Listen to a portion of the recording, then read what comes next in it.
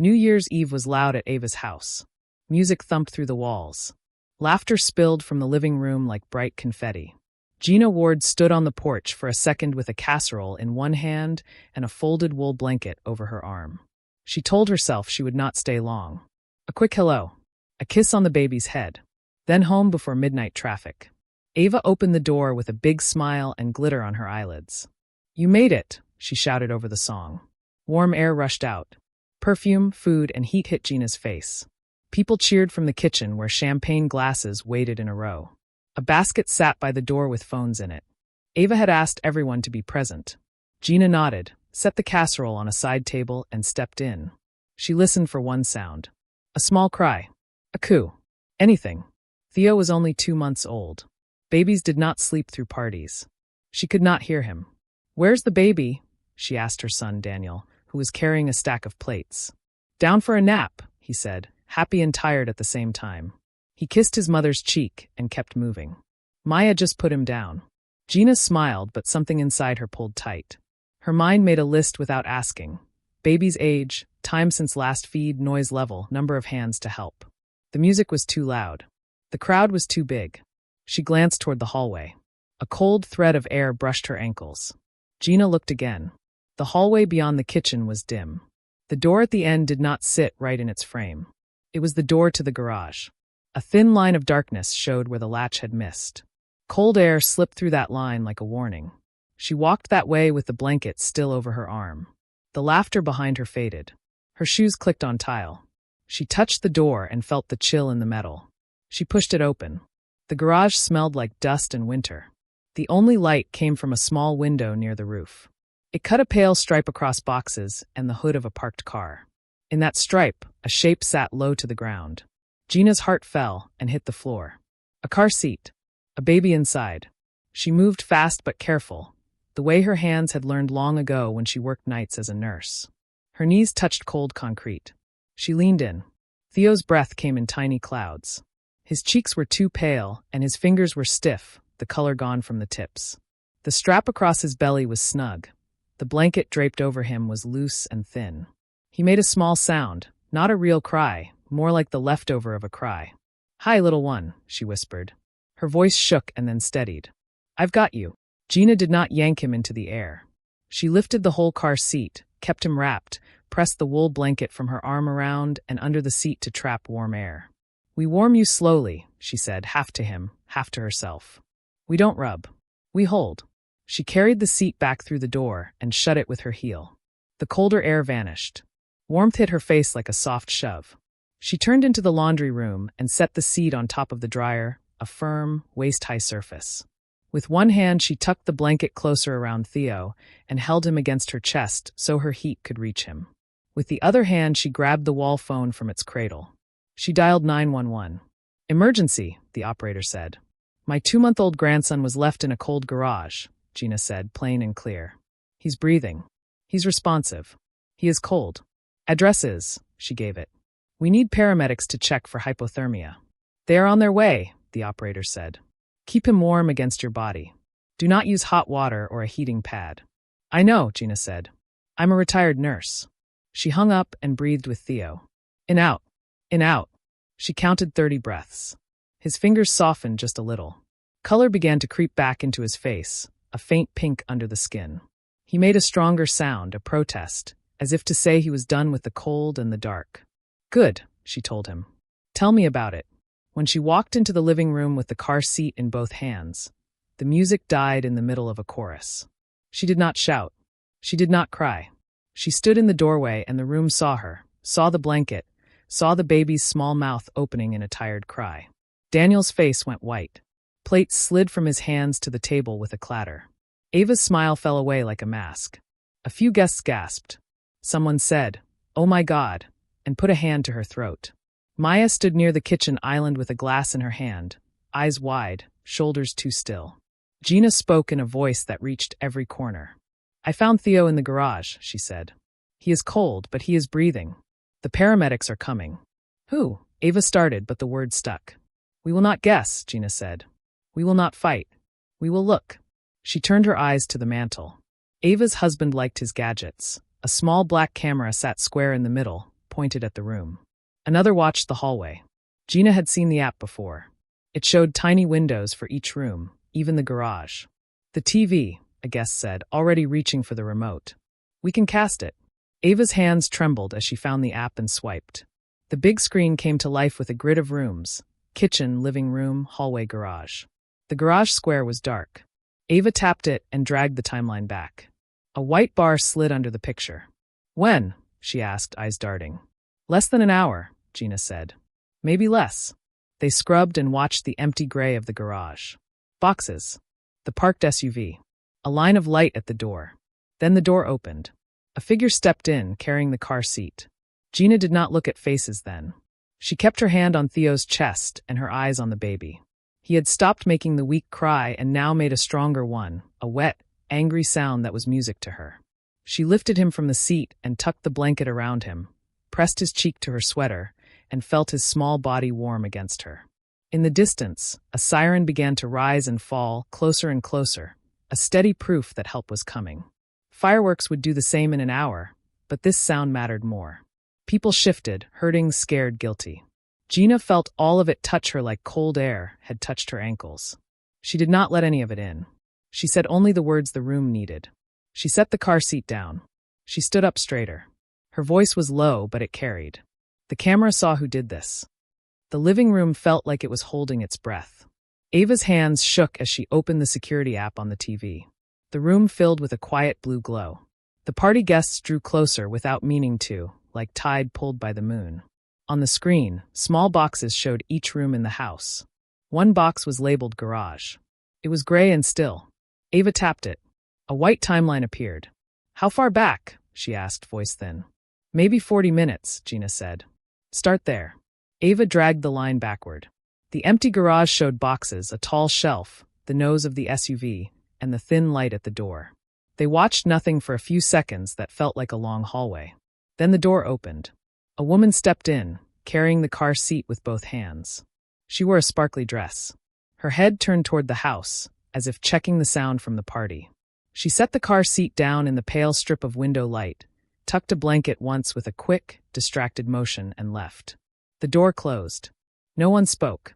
The only sound came from Theo's small breaths against Gina's chest and the far-off wail of a siren coming closer. Again, Daniel said. His voice sounded like someone else's. Ava played it again, slower this time. The figure's profile was clear now. The dress, the hair, the way she moved. It was Maya. Maya covered her mouth with her hand. Her eyes were huge and wet.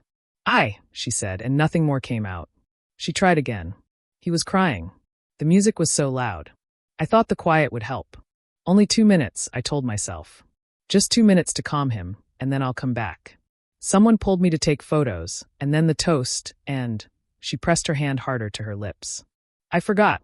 Daniel stared at the TV like it could change if he looked long enough. He looked at his wife next, searching her face for a different answer. You forgot, he said. He breathed once, twice, like he was trying to swallow the words. Our son. Maya's shoulders curled in. I know, she whispered. I know.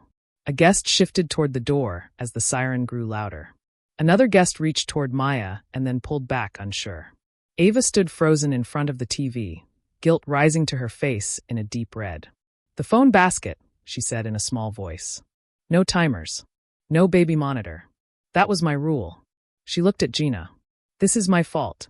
Gina adjusted the blanket around Theo and kept her voice steady. There will be time to share blame, she said. Right now we take care of him. Then we tell the truth to the people who need to hear it. The doorbell rang. The front door opened to 2 paramedics in dark jackets. Their calm filled the room like warm water. Where's the patient? One asked. Here, Gina said, moving toward a clear space on the couch. 2 months old. Found in the garage. Cold air exposure. He's awake and breathing. I've been warming him skin to skin under a blanket. Good, the first paramedic said, already kneeling with a small thermometer. We'll check his temperature, oxygen, and heart rate. No hot packs. Slow warm is right. The second paramedic asked for space, and the room parted. He clipped a small sensor to Theo's tiny foot. The monitor beeped soft, steady sounds. O2 is okay, he said. Heart rate's good. Let's get a temp.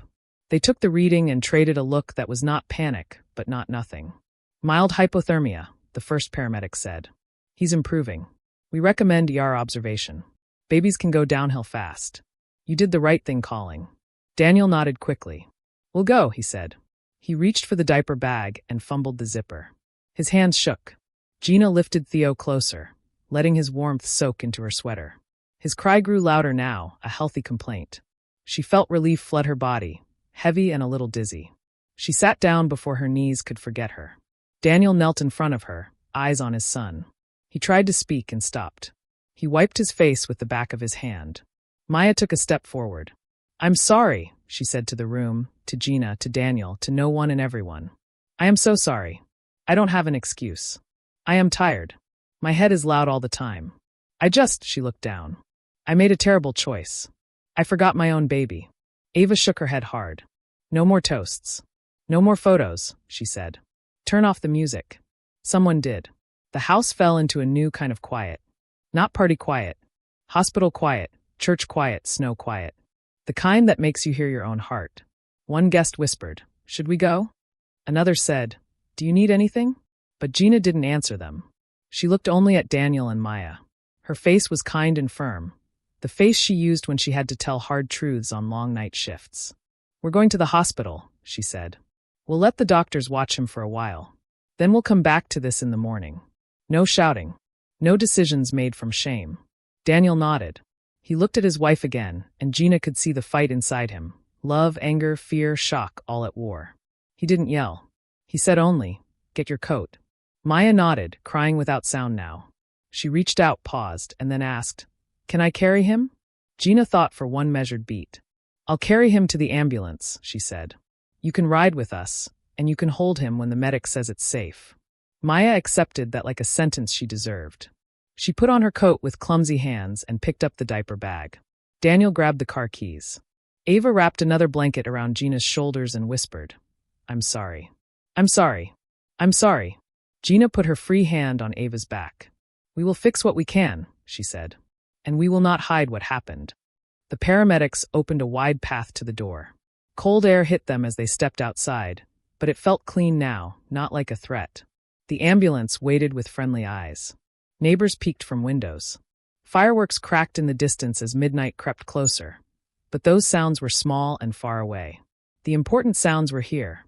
Theo's steady breaths, the quiet beeps of the monitor, the soft clink of Gina's bracelet against the car seat handle. As they reached the stretcher, Daniel touched Maya's sleeve. We will talk, he said. It wasn't a promise or a threat. It was a bridge, shaky but real. Maya nodded. I know. Gina climbed into the ambulance with Theo against her chest. The paramedic secured the belt over her lap and gave a brief smile. You saved him, he said simply. Gina looked down at the tiny face peeking from the blanket. Color had returned to his cheeks. His mouth relaxed. His eyelids fluttered in a slow, heavy way. She let out a breath she hadn't known she was holding. Behind them, Ava stood on the porch, arms wrapped around herself, watching the red lights paint the snow. Inside, the TV still showed the paused image of the garage, a small car seat in a stripe of light, like a warning folded into a picture. Someone finally reached up and turned it off. The ambulance doors closed. The bright party, the glasses, the glitter, the countdown, all of it vanished with a soft thud. In its place was the close, warm space of the present moment. The baby, the family, the hard truth they had to face. The siren rose again, then settled into a steady pulse as they pulled away. Gina kept her eyes on Theo and counted his breaths the way she had when Daniel was little. In, out. In, out. Each breath was a small promise. We are not too late. Each breath was also a question waiting for its answer. What happens next? They would find out at the hospital. For now, they moved through the winter night together, toward help, toward an honest morning none of them had planned but all of them needed. They reached the ER a little before midnight. The waiting room was bright and too quiet, like a place where everyone held their breath at the same time. A nurse took them straight back because of the baby's age. Room 3, she said, and pushed open a curtain. Gina sat in the chair by the bed and kept Theo on her chest while the nurse checked him. A small heater hummed nearby. The nurse spoke softly as she worked. Rectal temperature, oxygen, blood sugar. Her hands were quick and gentle. You did the right thing warming him slowly, she told Gina. He's already improving. Daniel stood at the foot of the bed, fingers knotted together so tight his knuckles were white. Maya stood beside him holding the diaper bag like it could anchor her to the floor. She watched Theo's face and flinched at every beep even when the beeps were normal. The ER doctor came in, a man with kind eyes and a tired smile.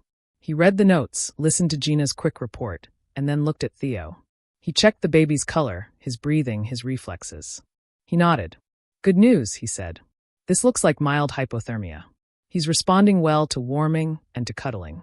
We'll keep him for observation for a few hours. Babies this young can change fast, and we want to be careful." Daniel nodded too quickly. "Will he be okay?" "I expect he will," the doctor said, "because someone found him quickly and did the right things fast." Gina felt something in her chest loosen at those words. She kept one hand cupped over Theo's tiny back and looked at Maya. The younger woman's face was wet, but her eyes were open and steady now, as if she had decided to stop hiding inside herself. The doctor glanced at Maya and Daniel. "I also need to ask a standard question," he said gently. "How did this happen?" No one spoke for a second. Gina could have answered, but she didn't. She looked at Maya. Maya swallowed. "I put him in the garage," she said, voice thin but honest. "It was loud in the house. He was crying. I thought it would be quiet there for 2 minutes while I went back to the toast. I forgot to come back." She breathed out. "I am not drunk. I am not high. I am tired and not myself." The doctor didn't change expression. He wrote a note. "Thank you for telling the truth," he said. "We see this kind of thing when parents are overwhelmed. I'm going to ask our social worker to stop by, not to punish you, but to help you set up support and safety steps. We don't want this to happen again. Does that sound okay?" Daniel looked at Maya. She nodded. "Yes," she whispered. "Please." The doctor left. The room went soft again. Heater hum, monitor beep, Maya's quiet crying, Daniel's rough breathing, Gina's steady whisper of "You're safe, little one." In the hallway, fireworks popped far away like small, polite thunder. A nurse came to take a tiny blood sample. Theo squirmed and protested with a healthy sound. "That's good," the nurse said. "He's mad." She smiled. "Mad babies are strong." They waited. Gina told Daniel to drink water. He did. She asked Maya when she had last eaten. "I don't know," Maya said, surprised by the question. The nurse brought crackers and juice. Maya held the juice with 2 hands like a child and sipped. Color crept back into her face. The social worker arrived after midnight. She was a woman near Gina's age with a calm mouth and careful eyes. She pulled a chair close, but not too close, and introduced herself. "I'm here to make sure Theo goes home to a safe plan," she said. "You won't hurt him if you're honest. You hurt him if you pretend." Maya nodded. "I need help." "Okay," the social worker said. "Tell me about your sleep." Maya told the truth for real this time. How Theo woke every 2 hours. How she counted feedings and lost count. How noise felt like sand in her ears. How her chest felt heavy half the day and empty the other half. How she had filled out a postpartum depression form at the 6-week visit and circled the mild answers because she didn't want to be that mother. The social worker listened. She asked Daniel about his work schedule. She asked who else lived nearby. She asked what support they had and what they had turned down because of pride or shame or the wish to prove they could do it alone. She wrote lists. Then she looked at Gina. "What do you think?" Gina used the same voice she used with scared patients. "We need shared care. Real rest. Clear rules. No more pretending." She took a slow breath. "I can move in for a while. Ava can help at night. Daniel can take leave. Maya can see her doctor for a full evaluation. We can get a baby monitor that alerts multiple phones. We can set reminders. We can put a sign on the inside of the garage door that says, 'No baby beyond this point.' We can make a rule that whoever puts Theo down tells another adult out loud and sets a timer." The social worker nodded. "That's a plan," she said. "I also recommend a lock on the interior garage door that closes automatically and an alarm if it's propped open. And no alcohol while you are responsible for the baby, even at family events. Can you all agree to that?" Daniel said, "Yes." Maya said, "Yes. Please. I need someone to tell me what to do until my head is quiet again." Gina said, "Yes," and felt both the weight and the relief of the word. The doctor returned an hour later with a better number on the thermometer and good blood sugar results. "He can go home in the morning if he keeps trending this way," he said. "For tonight, one parent can stay. We have a recliner." He looked at Gina. "Grandma, you should rest. You've been the engine." Gina smiled tiredly. Engines can idle, she said. But she stayed awake anyway, watching the small rise and fall of the blanket on Theo's chest, counting the breaths like a soft prayer. Near dawn, Daniel slipped out to call Ava. He told her Theo was stable. Ava cried on the phone and said she had already taken down the decorations. The house looks like itself again, she said. I'm so sorry, Danny. I know, Daniel said. He didn't say he forgave her. He didn't say he didn't. He just said, we'll be home later. When he came back, he found Maya sitting close to Gina, eyes red but clearer. I called my doctor, she said before he could ask. The office opens at 8. I left a message. I said it was urgent. Daniel sat on the edge of the chair and nodded. Good, he said. Then he tried again, and the second word came out stronger. Good. For a long minute they didn't talk. They watched their son sleep between beeps. Then Daniel said, I was going to yell. I was going to say terrible things. He looked at Maya with eyes that were hurt and soft at the same time. But I'm more scared than angry. I almost lost you both tonight. I don't want to almost lose anything again. Maya reached for his hand like someone reaching for the ledge after a slip. He let her take it. They sat like that, fingers interlaced, both holding on. When morning broke, gray and thin, the doctor came back one more time. He's ready to be discharged, he said. Keep him warm today. Feed on demand. Call your pediatrician to follow up. And keep your plan. Plans save lives. They signed papers. The nurse showed Maya how to do a skin-to-skin hold safely at home. The social worker printed a list of local postpartum support groups and therapists and wrote the crisis line on the bottom, even though she hoped they would never need it. She made them repeat the rules out loud. No baby alone in the garage ever, she said. No baby in any cold room. Timers. Handoffs. 2 adults know where he is at all times. Who is staying with whom tonight? Me, Gina said. I'm going home with them. The nurse brought a small knitted hat from a volunteer bin. It was blue with a little white star. For extra warmth, she said with a smile. Maya thanked her like someone thanking a stranger for rescuing a wallet. Too many words would have broken her voice. They stepped into the morning, and it felt like the world had washed its face. Snow edges were clean. Cars looked new. The air bit a little but didn't scare anyone now. Daniel buckled Theo into the car seat with new focus, checking each strap, each click. Gina watched, and for the first time in many hours, she allowed herself to imagine a quiet afternoon. In the car, no one turned on the radio. The street was still as they drove. Passing landmarks felt like proof that life kept moving.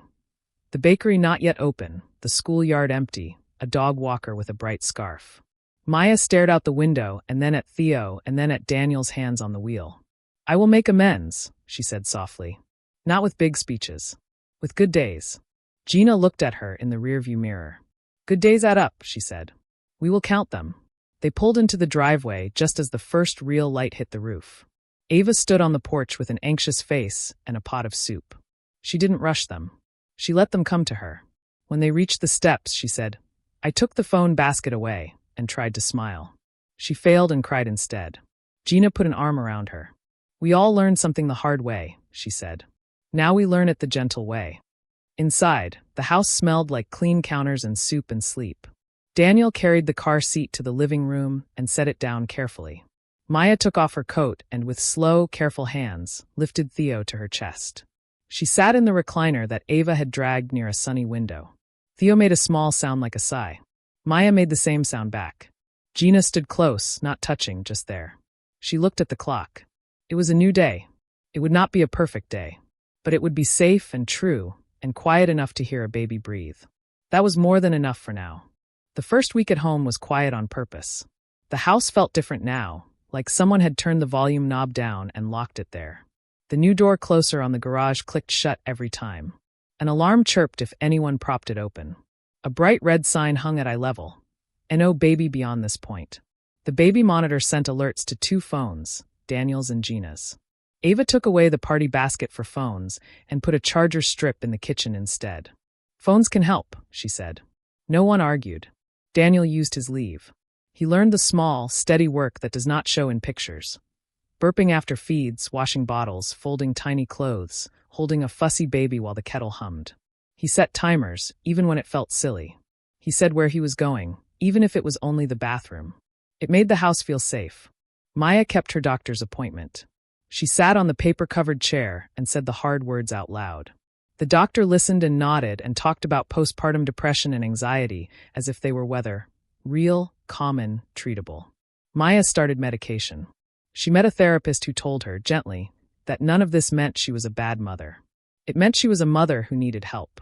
Every time Maya felt ashamed, she tried to replace the feeling with a simple sentence. I am getting help. It was not magic, but it helped. Gina moved into the guest room with a suitcase and a schedule taped to the door. She took the midnight to 3 shift. Ava took 3 to 6 every other night. They wrote down each feed and each nap. They spoke clear and simple handoffs. I have Theo now. You have Theo now. When they put him down, they set a timer. When the timer went off, someone checked. It felt strict at first, and then it felt like air.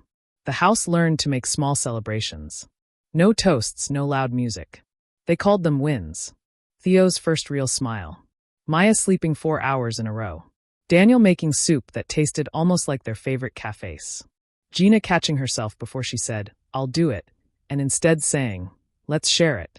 Ava coming over with a bag of groceries and leaving with the trash so no one else had to think about it.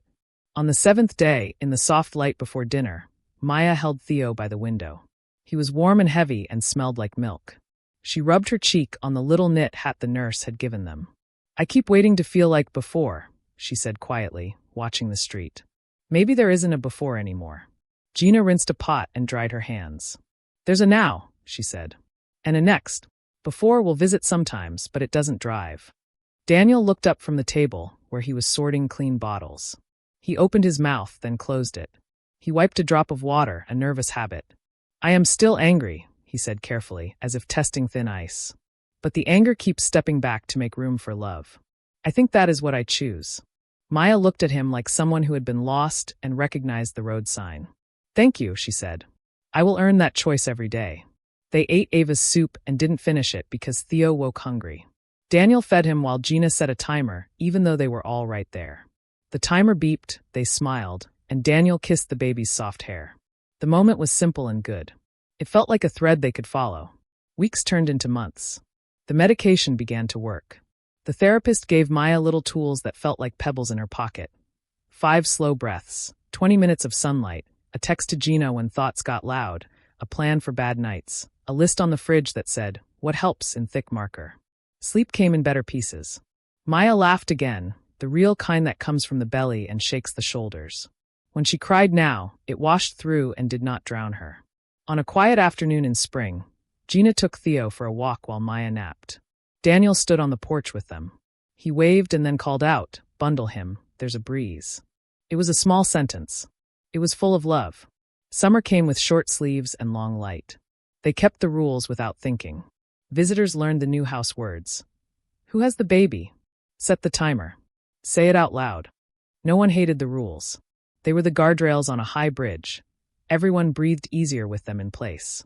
Autumn brought a new kind of day. Theo sat up, then reached, then laughed hard at a spoon. Maya texted the support group a video of the laugh. Their hearts replied with little emojis. She made 2 friends there who knew what 3 a.m. felt like. She did not feel strange anymore. She felt like someone carrying a bag others had carried and could help her lift. And then, almost without warning, a year turned. New Year's Eve came again, but this time the house chose quiet on purpose. No guests. No glitter. Soup on the stove. A small cake because Daniel insisted everyone deserves cake when a hard year ends. Ava came over in slippers. She put her phone on the charger and laughed when Gina teased her. Look at us, Ava said, so boring. She sounded proud. They ate early. Theo sat in a high chair and slapped the tray with chubby hands. He wore the same blue hat for a minute before he yanked it off. Maya put it back on and he laughed and pulled it off again. It felt like a joke the whole room understood. After dinner, the city outside began to pop with stray fireworks. The family moved to the couch. The TV showed a mild countdown with the volume low. Daniel handed out mugs of tea. He looked at the clock, then at Maya. How do you feel? He asked, not casually, but as if the answer mattered more than midnight. Steady, she said, surprised and glad. Soft inside. Like I'm here. Gina watched them both. She felt a knot she had kept for years. It had sat under her ribs since Daniel was a newborn. A small, hard truth she never told because the shame was heavier than the need to speak. But now, watching Maya hold her son with calm hands, Gina felt the knot loosen. Silence had never helped her. Maybe truth could help someone else. I have something, she said, and her voice was calm. It's a story. It's the reason I moved so fast that night. They turned to her. Daniel looked curious. Maya looked careful and open. When Daniel was 3 weeks old, Gina said, I set him in his car seat near the back door to grab a pot from the porch. It was winter. I told myself it would be 1 minute. The phone rang. I answered it. I forgot for 5. She swallowed. When I remembered and ran back, he was fine. But I was not. I carried that shame like a stone in my pocket. I never told anyone, not even your father. I judged other mothers to make myself feel safer. It never worked. The room was very quiet. The TV ticked down from 50 to 49. Daniel blinked slowly. Mom, he said, not angry, not hurt, just seeing her more fully. You never told me. I know, Gina said. I should have. After what happened this year, I realized secrets don't keep babies warm. Rules do. People do. Telling the truth does. Maya's eyes filled, but they were not the same tears as before. Thank you, she said. The words came out soft but deep. That makes me feel less alone. Ava reached across and squeezed Gina's knee. You saved him that night, she said. And you saved me from the person I was trying to be at parties. The TV numbers slid down. 10, 9, 8. They did not shout. They breathed. Daniel took Maya's hand. Maya took Gina's. Gina rested her free hand on Theo's small back. When the clock hit midnight, a few far fireworks bloomed and faded. The baby stirred and sighed and slept on. No one let go. Maya bent close to Theo's ear and whispered, I remember. She meant more than the time. She meant the timer, the rules, the truth, the help, the way the year had taught her to stay. Daniel heard her and smiled. Gina looked at all of them and felt the house itself settle, like a ship finding calm water. The twist of the year was not who made the mistake. The twist was what they chose after. Not blame, not denial, but a quiet, stubborn kind of love that built a safer life one honest day at a time. Outside, the last spark faded to smoke. Inside, warmth held. The new year started small and strong, just the way they needed.